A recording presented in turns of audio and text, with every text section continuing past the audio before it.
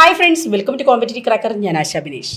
ഞങ്ങൾ ഇന്ന് എല്ലാ അധ്യാപകരും ഒരുമിച്ചുള്ളത് സെറ്റ് ജനറൽ പേപ്പറിന് എങ്ങനെയാണ് പ്രിപ്പയർ ചെയ്യേണ്ടത്, അല്ലെങ്കിൽ പ്രിപ്പയർ ചെയ്യുമ്പം ശ്രദ്ധിക്കേണ്ട കാര്യങ്ങൾ എന്തെല്ലാം, ഇനി നിങ്ങളൊരു ടൈം ടേബിൾ വെച്ച് പഠിക്കുന്നവരാണെങ്കിൽ എങ്ങനെയാണ് ഒരു ടൈം ടേബിൾ സെറ്റ് ചെയ്യേണ്ടത്, ഇതൊക്കെ അധ്യാപകർ നിങ്ങൾക്ക് പറഞ്ഞു തരികയാണ്. അപ്പോൾ എന്നോടൊപ്പമുള്ള പ്രഗത്ഭരായ അധ്യാപകരുടെ അവരുടെ ഒപ്പീനിയൻസ് എന്തൊക്കെയാണ് ശ്രദ്ധിക്കേണ്ട കാര്യങ്ങൾ.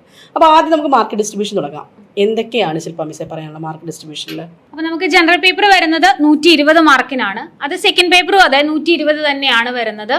ഇതിൽ ജനറൽ പേപ്പർ എന്ന് പറയുമ്പോൾ നമുക്ക് ഒരുപാട് കാര്യങ്ങൾ പഠിക്കാനുണ്ട്.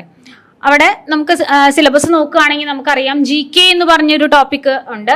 പിന്നെ വരുന്നത് അവർ BEdന് പഠിച്ച സബ്ജക്റ്റുകളാണ്. ടീച്ചിങ് ആപ്റ്റിറ്റ്യൂഡ്, മെത്തഡോളജി, ഫിലോസഫി, അങ്ങനത്തെ കുറച്ച് കാര്യങ്ങൾ. അത് ഏകദേശം ഒരു 60 മാർക്കിൻ്റെ അടുത്ത് ആ ഒരു ഭാഗത്തു നിന്നാണ് വരിക.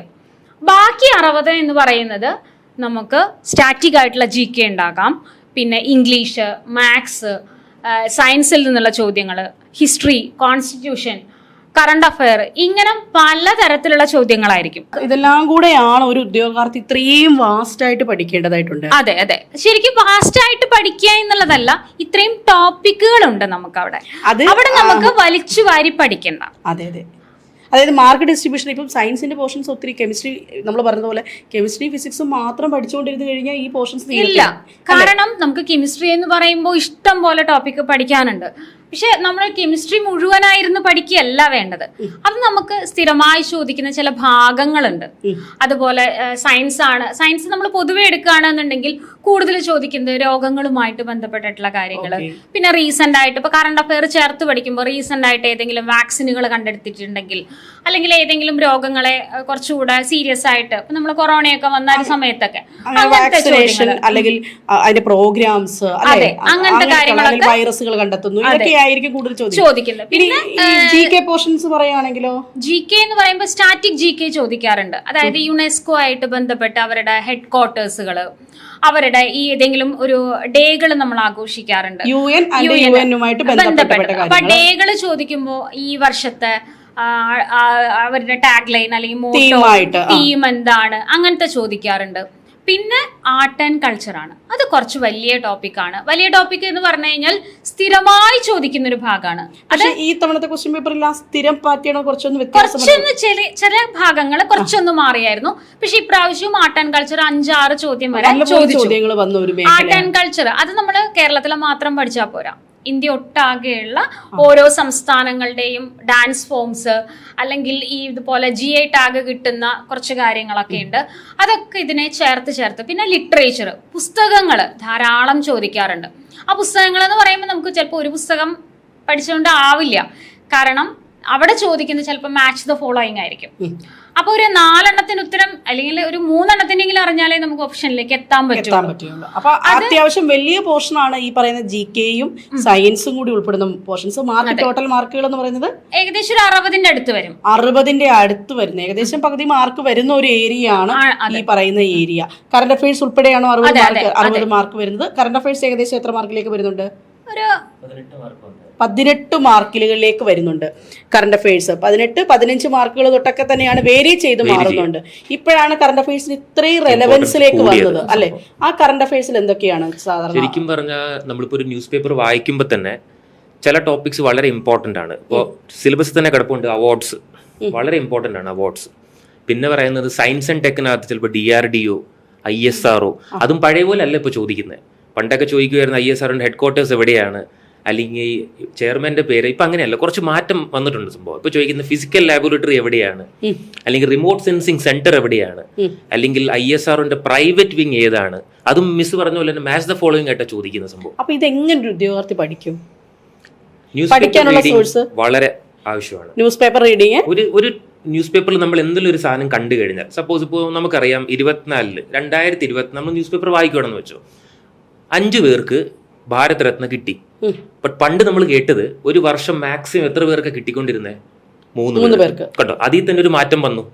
അപ്പൊ പണ്ട് സ്റ്റേറ്റ്മെന്റ് പറയുമായിരുന്നു ഒരു വർഷം മാക്സിമം 3 പേർക്ക് കിട്ടത്തുള്ളൂ. ബട്ട് ഈ വട്ടം 5 ആയി.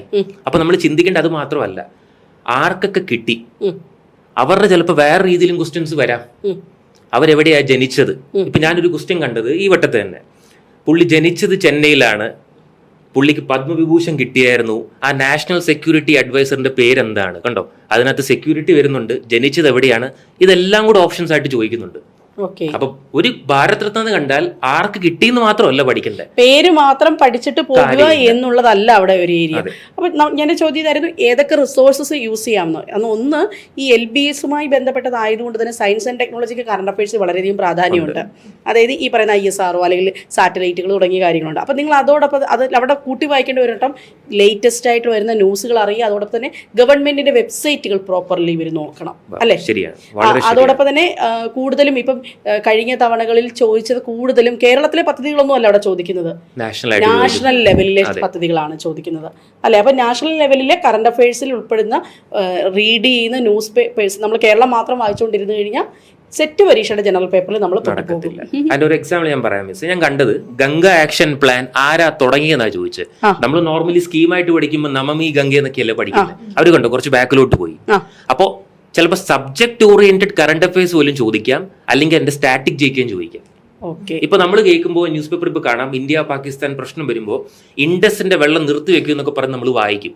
ബട്ട് നമ്മൾ അതല്ല വായിക്കണ്ടേ, അതിൽ നിന്ന് എങ്ങനെ ക്വസ്റ്റ്യൻസ് വരും നോക്കണം. അപ്പൊ എന്നായിരുന്നു ഇൻഡസ് വാട്ടർ ട്രീറ്റ് എന്ന് ചിലപ്പോൾ ചോദിക്കാം. അത് ഒറ്റയടിക്ക് 1960 ഒക്കെ പോകും. അപ്പൊ കറണ്ട് അഫയേഴ്സും വരാം, പണ്ടത്തെ സ്റ്റാറ്റിക് അതൊരു മിക്സ് ആൻഡ് മാച്ച്. ചിലപ്പോൾ ആര് തമ്മിൽ സൈൻ ചെയ്തെന്ന് ചോദിക്കാം. 60 ആകുമ്പോൾ നെഹ്റു ആണെന്ന് നമുക്കറിയാം, അത് ചോദിക്കത്തില്ല. അവിടുത്തെ ആളുടെ പേര് തന്നെ ചിലപ്പോൾ ചോദിക്കാം. ഇങ്ങനെയൊക്കെയാണ് ട്രെൻഡ് ഞാൻ കാണുന്നത്.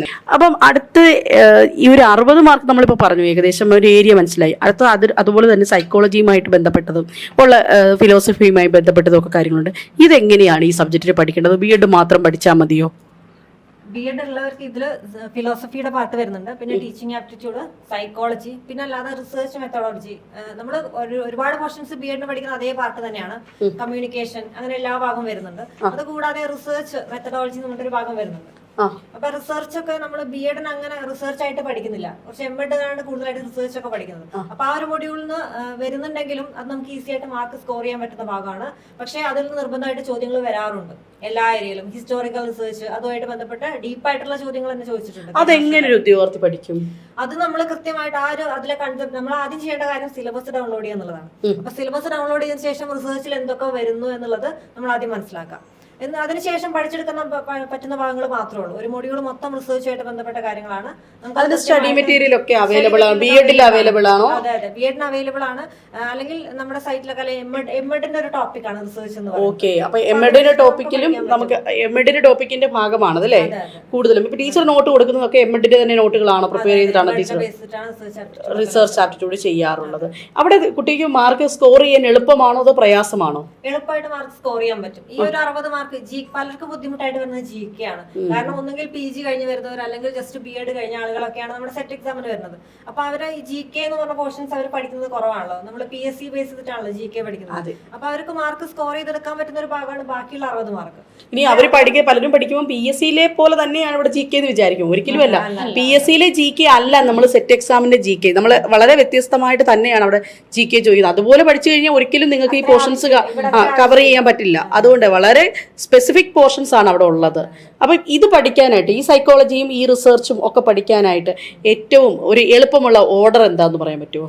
നമ്മൾ B.Ed പഠിക്കും, നമുക്കറിയാം. നമ്മൾ ഫിലോസഫി ഒരു പേപ്പറായിട്ട് പഠിക്കും, സൈക്കോളജി ഒരു പേപ്പറായിട്ട് പഠിക്കും, അങ്ങനെ ഓരോ പേപ്പറായിട്ടാണ് നമ്മൾ പഠിക്കുന്നത്. അതേ മെത്തേഡിൽ തന്നെ നമ്മൾ എന്ത് ചെയ്യണം, ഇതിന് പഠിക്കണം. പക്ഷെ അതോടൊപ്പം തന്നെ നമ്മൾ പ്രീവിയസ് ക്വസ്റ്റ്യൻ പേപ്പറും കൂടി നോക്കണം. പ്രീവിയസ് ക്വസ്റ്റ്യനിൽ എങ്ങനെയായിരുന്നു ഈ ഒരു ഭാഗത്തുനിന്ന്. ഇപ്പൊ സൈക്കോളജി എന്ന് പറഞ്ഞാൽ നമ്മൾ കംപ്ലീറ്റ് ആയിട്ട് എല്ലാ കാര്യം പഠിക്കുകയല്ല. നമ്മൾ ഈ പ്രീവിയസ് ക്വസ്റ്റ്യൻ പേപ്പറിൽ നിന്ന് ഏതൊക്കെ പാർട്ടിൽ നിന്ന് കൂടുതലായിട്ട് ചോദ്യങ്ങൾ വരുന്നു. നമുക്കറിയാം യൂണിറ്റ് 5 എന്ന് പറഞ്ഞാൽ ടീച്ചിങ് ആപ്റ്റിറ്റ്യൂഡാണ്. അപ്പൊ അതിലെ മൊഡ്യൂൾ 1ഉം മൊഡ്യൂൾ 2ഉം കുറെയൊക്കെ നമുക്ക് ക്വസ്റ്റ്യനിൽ നിന്ന് നമുക്ക് ആൻസറിലേക്ക് എത്താൻ പറ്റുന്നതാണ്. അപ്പൊ അതിൽ ബുദ്ധിമുട്ടായിട്ട് വരുന്നതാണ് മൊഡ്യൂൾ 3ഉം മൊഡ്യൂൾ 4ഉം വരുന്നത്. നമ്മൾ കുറച്ച് ഡീപ്പായിട്ട് പഠിക്കണം എന്ന് വെച്ചാൽ അത് നമുക്ക് സ്കിപ്പ് ചെയ്യാൻ പറ്റാത്തൊരു മൊഡ്യൂളാണ്. സ്ഥിരമായിട്ട് ചോദ്യങ്ങൾ വരുന്ന ഒരു ഏരിയ ആണതെന്ന് പറയുന്നത്. ഓക്കെ ടീച്ചറെ, ഇനി ഇതിനകത്ത് ലേണിങ്ങും അങ്ങനെയൊക്കെയുള്ള പോർഷൻസ് സൈക്കോളജി നമ്മൾ ലേണിംഗ് വരുന്നത് മൊഡ്യൂൾ 3യുടെ ഭാഗത്ത് നിന്നാണ്. അപ്പൊ അവിടെ വരുമ്പോൾ ലേണിംഗ് തിയറീസ് വരുന്നുണ്ട്, ആപ്ലിക്കേഷൻസ് ഓഫ് ലേണിംഗ് തിയറീസ് വരുന്നുണ്ട്, അതുപോലെ തന്നെ ലേണേഴ്സ് ക്യാരക്ടറിസ്റ്റിക്സ്, അതുപോലെ തന്നെ ലേണേഴ്സ് വിത്ത് സ്പെഷ്യൽ നീഡ്സ്. ഇതൊക്കെ ഈ പാർട്ടുകളൊക്കെ നമ്മൾ B.Ed പഠിച്ച അതേ തന്നെ പഠിച്ചാൽ മതി. കുറച്ച് ഡീപ്പായിട്ട് പഠിക്കണം. കാരണം മാച്ച് ദ ഫോളോയിങ്ങിൽ വരാറുണ്ട് അല്ലേ?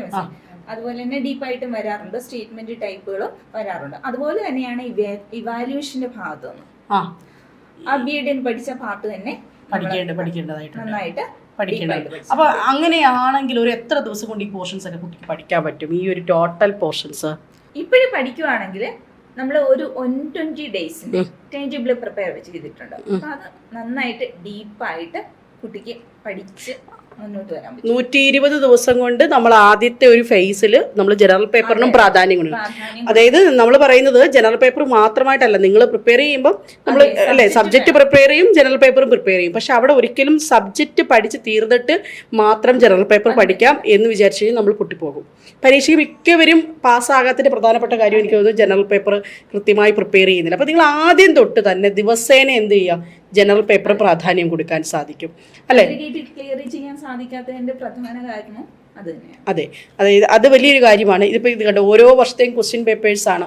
ഇതേപോലെ ഒരുപാട് വർഷത്തെ ക്വസ്റ്റ്യൻ പേപ്പേഴ്സ് ഞങ്ങളുടെ കയ്യിലുണ്ട്. ജനറൽ പേപ്പർ മാത്രമായിട്ട് അനലൈസ് ചെയ്ത് കൃത്യമായിട്ടും എങ്ങനെയാണോ ഏതൊക്കെയാണോ കോർ ഏരിയ മനസ്സിലാക്കി തന്ന് ആ കോർ ഏരിയ മാക്സിമം പഠിപ്പിച്ചു. അല്ലാതെ സിലബസിലെ കംപ്ലീറ്റ് നിങ്ങൾ വായിച്ച് ഓരോ വരയിട്ട് പോയി പെട്ടെന്ന് പരീക്ഷ എഴുതുന്ന രീതിയിലല്ല, വളരെ ക്രിസ്പി ആയിട്ട് ആവശ്യമുള്ള ഘടകങ്ങൾ അതിന്റെ മാറ്റങ്ങൾ ഉൾക്കൊണ്ട് തന്നെയാണ് ഞങ്ങൾ ക്ലാസ് എടുക്കുന്നത്. അനാലിസിസ് ചെയ്തു പോകുന്നുണ്ട്. 2011 മുതൽ ഈ കഴിഞ്ഞ 2025 എക്സാം വരെയുള്ള ക്വസ്റ്റ്യൻ പേപ്പറുകൾ കംപ്ലീറ്റ് കളക്ട് ചെയ്ത് അനാലിസിസിലൂടെയാണ് നമ്മൾ പഠിപ്പിക്കുന്നത്. അപ്പം വളരെ സിസ്റ്റമാറ്റിക് ആയിട്ട് തന്നെയാണ് ഓരോ സബ്ജക്റ്റ്. എനിക്ക് തോന്നുന്നു സബ്ജക്ട് എക്സ്പേർട്സുകളുടെ ഒരു അഭിപ്രായം കേട്ടപ്പോൾ നമുക്ക് മനസ്സിലായി കാണും, ഒരു കൂട്ടായ ഒരു തീരുമാനമാണ്. അതായത് ഓരോ സബ്ജക്റ്റിനും അർഹിക്കുന്ന പരിഗണന കിട്ടിയെങ്കിൽ മാത്രമാണ് GK അർഹിക്കുന്ന പരിഗണന വേണം. അതോടൊപ്പം തന്നെ CA ആയാലും അങ്ങനെ ആയിരിക്കണം. സയൻസ് ആൻഡ് ടെക്നോളജിക്ക് അല്ലേ, അതോടൊപ്പം തന്നെ ഇംഗ്ലീഷിന് എനിക്ക് തോന്നുന്നു 4 ക്വസ്റ്റ്യൻസ് ഒക്കെയാണ് വരാറ്. അത് സ്ഥിരമായിട്ട് റിപ്പോർട്ട് സ്പീച്ച് പോലുള്ള അങ്ങനത്തെ ക്വസ്റ്റ്യൻസ് ആണ് വരാറ്.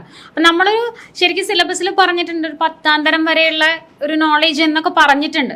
പക്ഷെ ഒരിക്കലും ഒരു 10ാം തരം വരെയുള്ള ഒരു നോളേജിലല്ല ക്വസ്റ്റ്യൻസ് വരുന്നത്. കാരണം നമ്മൾ പഠിപ്പിക്കാൻ പോകുന്നത് ഹയർ സെക്കൻഡറി കുട്ടികളെയാണ്. നമ്മൾ ക്വാളിഫിക്കേഷൻ എന്ന് പറയുന്നത് PG കഴിഞ്ഞ് നിൽക്കുന്നവരാണ്. അപ്പൊ ആ ഒരു ലെവലുള്ള ക്വസ്റ്റ്യൻസ് എന്തായാലും നമ്മുടെ അടുത്ത് എന്തായാലും അതെ, IT അത് തന്നെയാണ്. പിന്നെ എക്കണോമിക്സ് ഒക്കെ കുറച്ചുകൂടെ എനിക്ക് തോന്നുന്നു കറണ്ട് അഫെയർ ചേർത്ത് തന്നെയാണ് ചോദിക്കുക, എക്കണോമിക്സ് ക്വസ്റ്റ്യൻസ് ഒക്കെ. പിന്നെ കോൺസ്റ്റിറ്റ്യൂഷൻ ആണ് ഇപ്രാവശ്യം കുറച്ചൊന്ന് മാറിയത്. കാരണം കോൺസ്റ്റിറ്റ്യൂഷൻ സാധാരണ ഇവരുടെ അടുത്ത് ഈ എഡ്യൂക്കേഷനുമായിട്ട് ബന്ധപ്പെട്ടിട്ടുള്ള കുറച്ച് ആക്ടുകൾ, ആർട്ടിക്കിൾസ് അങ്ങനത്തെയൊക്കെയാണ് ചോദിക്കാറ്. പക്ഷെ ഇപ്രാവശ്യം വളരെ ഡയറക്റ്റ് ആയിട്ടുള്ള 1-2 ചോദ്യങ്ങൾ മാത്രമാണ് ചോദിച്ചത്. പക്ഷെ അപ്പോഴും നമുക്ക് ആർട്ടിക്കിൾസ് എല്ലാം അറിയണം, എന്നാലേ നമുക്ക് ഉത്തരങ്ങൾ എഴുതാനായിട്ട്. ഇവരിൽ പലരും എനിക്ക് തോന്നുന്നത് GK പഠിക്കാൻ ഒരു വലിയ താല്പര്യം കാണിക്കാറില്ല, എങ്ങനെ പഠിക്കണം എന്നറിയില്ല. അപ്പൊ അങ്ങനെ ഒന്നും പേടിക്കേണ്ട കാര്യമില്ല. ഇത് വളരെ സിമ്പിൾ ആയിട്ട് തന്നെ നമുക്ക് വരുന്ന പല മത്സര പരീക്ഷകളെ മനസ്സിലാക്കി തന്നെ നിങ്ങളിലേക്ക് ടീം കോമ്പറ്റിറ്റീവ് ക്രാക്കർ എത്തിക്കുകയാണ്. അപ്പോൾ ഞങ്ങൾ ഇന്ന് ഒത്തുകൂടിയിരിക്കുന്നത് ശരിക്കും ടൈം ടേബിളിൻ്റെ പ്രിപ്പറേഷനും എങ്ങനെയാണ് നെക്സ്റ്റ് എക്സാംസിലേക്ക് നമ്മളെ പ്രിപ്പയർ ചെയ്യേണ്ടത് എന്നുള്ള എല്ലാ കാര്യങ്ങളും ഞങ്ങളൊന്ന് പ്രിപ്പയർ ചെയ്യുകയായിരുന്നു. ഇതിനോടൊപ്പം തന്നെ ഓരോ സബ്ജക്റ്റിനും മാത്സ് ആയാലും ഫിസിക്സ് ആയാലും നാച്ചുറൽ സയൻസ് ആയാലും ബോട്ടണി ആയാലും സുവോളജി ആയാലും എല്ലാ സബ്ജക്റ്റുകളുടെയും സബ്ജക്റ്റ് വൈസ് ക്ലാസ്സുകളും ഇവിടെ അവൈലബിൾ ആണ്. തീർച്ചയായിട്ടും നിങ്ങൾക്ക് ഞങ്ങളുടെ കോൺടാക്ട് നമ്പറിൽ കണക്ട് ചെയ്യാം. അതോടൊപ്പം തന്നെ ഫ്രീ വാട്സപ്പ് ഗ്രൂപ്പ് ഉണ്ട്. ഇനിയും ജനറൽ പേപ്പർ പാസ്സാകാൻ ആഗ്രഹിക്കുന്നവരൊക്കെ ഇനി പോകുന്നുള്ളൂ. ടീം കോമ്പറ്റിറ്റീവ് ക്രാക്കർ ഇവിടെ സെറ്റാണ്. പുതിയ വീഡിയോസുമായിട്ട് കാണാം. ചാനൽ ആദ്യമായിട്ട് സബ്സ്ക്രൈബ് ചെയ്തിട്ടില്ലാത്തവരൊന്ന് സബ്സ്ക്രൈബ് ചെയ്യുക. വിലയേറിയ അഭിപ്രായങ്ങൾ അറിയിക്കുക. പുതിയ വീഡിയോസുമായിട്ട് ഇനിയും ഉണ്ടാകും. Thank you so much.